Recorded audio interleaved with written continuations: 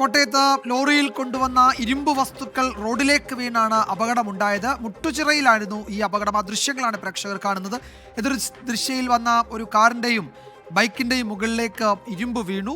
ഡ്രൈവർക്ക് പരിക്കേറ്റിട്ടുണ്ട്. കോട്ടയം എറണാകുളം റൂട്ടിൽ മുട്ടുചിറ എന്ന സ്ഥലത്താണ് ഇന്ന് വൈകുന്നേരം ഈ അപകടമുണ്ടായത്. അവിടെ ഗതാഗതം തടസ്സപ്പെടുകയും ചെയ്തിട്ടുണ്ട്. അവിടെ നിന്നുള്ള ഏറ്റവും പുതിയ ദൃശ്യങ്ങളാണ്. മെറ്റാലിക് പാലറ്റ് കയറ്റി വന്ന ലോറിയാണ് അവിടെ അപകടത്തിൽപ്പെട്ടത്. ഒരു സ്കൂട്ടറിൻ്റെയും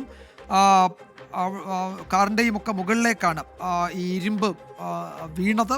ഒരു ഡ്രൈവർക്ക് പരിക്കേറ്റിട്ടുണ്ട് എന്നാണ് ഏറ്റവും ഒടുവിൽ വന്ന വിവരങ്ങൾ.